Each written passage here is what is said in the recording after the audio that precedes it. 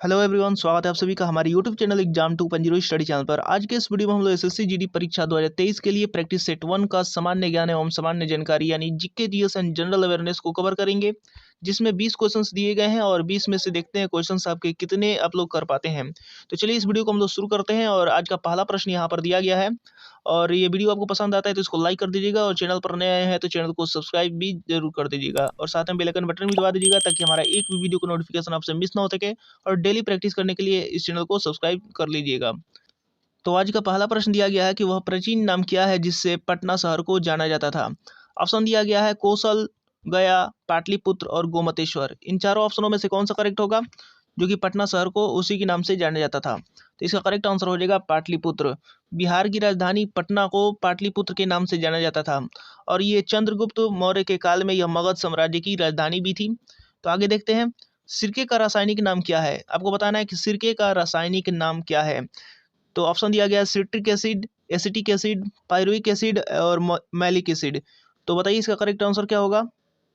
तो इसका correct answer हो जाएगा एसिटिक एसिड। एसिटिक एसिड का जो फॉर्मूला होता है आप लोग देख लीजिए यहाँ पर CH3COOH। COOH होता है यहाँ पर CH3COH। एसिटिक एसिड इसे कहते हैं।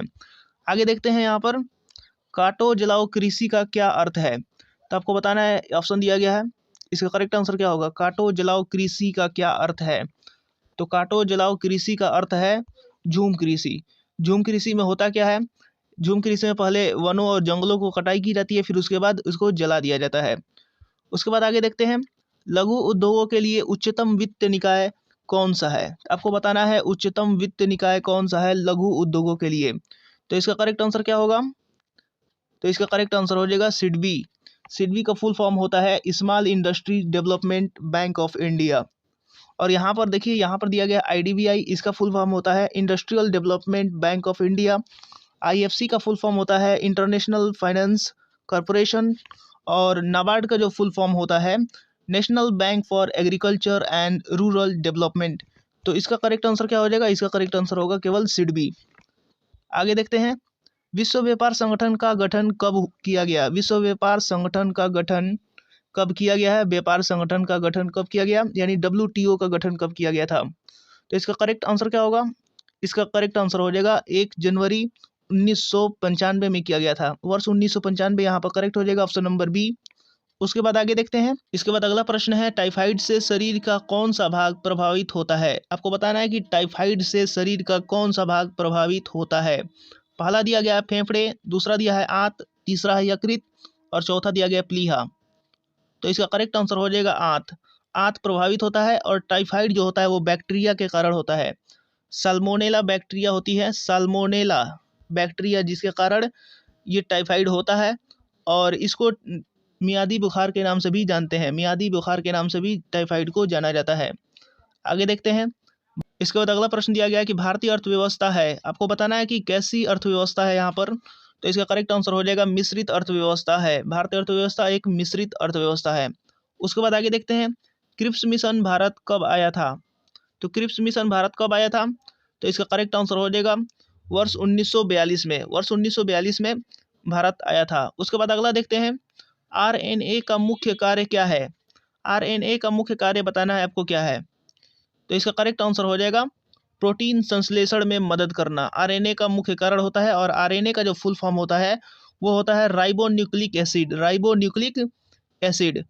उसके बाद आगे देखते हैं, तो इसके बाद देखते हैं तीसरा नंबर की, निम्नलिखित में से जल की अस्थायी कठोरता का कारण क्या है। आपको बताना है कि जल का अस्थायी कठोरता का कारण क्या है। तो इसका करेक्ट आंसर हो जाएगा कैल्शियम सल्फेट। कैल्शियम सल्फेट जल की अस्थायी कठोरता का कारण है। उसके बाद आगे देखते हैं, इसके बाद अगला प्रश्न दिया गया है 31वां नंबर, शेरे पंजाब के नाम से कौन विख्यात है। तो इसका करेक्ट आंसर क्या होगा। ऑप्शन दिया गया है लाला लाजपत राय, सरदार पटेल, भगत सिंह, चंद्रशेखर आजाद। तो बताइए जल्दी इसका करेक्ट आंसर क्या होगा। तो इसका करेक्ट आंसर हो जाएगा लाला लाजपत राय। लाला लाजपत राय को शेरे पंजाब के नाम से जाना जाता है और पंजाब केसरी के नाम से भी इनको जाना जाता है। पंजाब केसरी, पंजाब केसरी के नाम से भी इनको जाना जाता है। आगे देखते हैं हम लोग, इनमें से कौन संयुक्त राष्ट्र संघ UNO का अस्थायी सदस्य नहीं है। तो आपको बताना है कि इनमें से कौन संयुक्त राष्ट्र संघ UNO की अस्थायी सदस्य नहीं है। तो इसका करेक्ट आंसर क्या होगा। इसका करेक्ट आंसर हो जाएगा दक्षिण अफ्रीका। दक्षिण अफ्रीका जो है वो यूएनओ का स्थायी सदस्य नहीं है। उसके बाद अगला है, भारत के राष्ट्रपति के पास आपात अधिकार है। आपको बताना है कि राष्ट्रपति के पास कितने आपात अधिकार हैं। तो इसका करेक्ट आंसर हो जाएगा 3 प्रकार के आपात अधिकार हैं। उसके बाद आगे दिया गया है, निम्नलिखित में से कौन सा राज्य स्वर्ण का अधिकतम मात्रा में उत्पादन करता है। तो आपको बताना है सोने का सबसे अधिक उत्पादन कौन सा राज्य करता है। तो इसका करेक्ट आंसर क्या होगा? इसका करेक्ट आंसर हो जाएगा कर्नाटक, जो कि भारत का कुल 98% भाग ये स्वर्ण उत्पादन करता है, पहले नंबर पे आता है। और इसके बाद जो आता है वो आंध्र प्रदेश आता है दूसरे नंबर पर। उसके बाद आगे दिया गया है, चीन की मुद्रा है। चीन की मुद्रा क्या है ये आपको बताना है। तो इसका करेक्ट आंसर क्या होगा?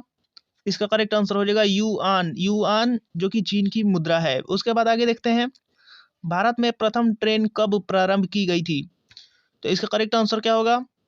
तो इसका करेक्ट आंसर हो जाएगा 1853 में, जो कि बम्बई से ठाणे की ओर चलाई गई थी पहला ट्रेन, जिसमें 400 यात्रियों ने ट्रेवल किया था। उसके बाद आगे दिया गया है, राष्ट्रपति द्वारा राज्यसभा के लिए मनोनीत किए गए सदस्यों की संख्या है। तो आपको बताना है कि राष्ट्रपति द्वारा राज्यसभा के लिए मनोनीत किए गए सदस्यों की संख्या। तो इसका करेक्ट आंसर क्या होगा? इसका करेक्ट आंसर हो जाएगा 12। कुल कुल कितने हैं? 12 सदस्य हैं। उसके बाद आगे दिया गया है, भोपाल गैस त्रासदी के लिए उत्तरदायी प्रमुख प्रदूषक कौन सा था। तो आपको बताना है कि जो भोपाल में हुआ था गैस त्रासदी, उसमें जो जहरीली गैस निकली थी वो कौन सी थी। तो इसका करेक्ट आंसर क्या होगा? इसका करेक्ट आंसर हो जाएगा मिथाइल आइसोसाइनेट। मिथाइल आइसोसाइनेट था। इसके बाद अगला प्रश्न दिया गया है कि कंप्यूटर का वह भाग जो प्रोग्राम डिजाइन करता है, लिखता है और मेंटेन करता है। यानी यहाँ पर कंप्यूटर का वह भाग जो प्रोग्राम को डिजाइन करता है, लिखता है और मेंटेन करता है, क्या कहलाता है। तो इसका करेक्ट आंसर हो जाएगा प्रोग्रामर कहलाता है। उसके बाद अगला और इस वीडियो का लास्ट प्रश्न यहाँ पर दिया गया है। इस प्रैक्टिस सेट 1 का लास्ट प्रश्न है, रेगिस्तान रहित महाद्वीप है। तो आपको बताना है कि ऐसे महाद्वीप जिसमें रेगिस्तान नहीं है। तो इसका करेक्ट आंसर क्या होगा? इसका करेक्ट आंसर हो जाएगा यूरोप, जो कि एकमात्र ऐसा ये महाद्वीप है जिसमें कोई भी रेगिस्तान नहीं है। तो इस वीडियो में इतना ही। तो मिलते हैं अगले वीडियोस में अगले प्रैक्टिस सेट के साथ। अगर ये वीडियो पसंद आता है तो इसको लाइक कर दीजिएगा, और चैनल पर नया है तो चैनल को सब्सक्राइब करके बेल आइकन बटन भी दबा दीजिएगा, ताकि हमारा एक भी वीडियो का नोटिफिकेशन आपसे मिस ना हो सके।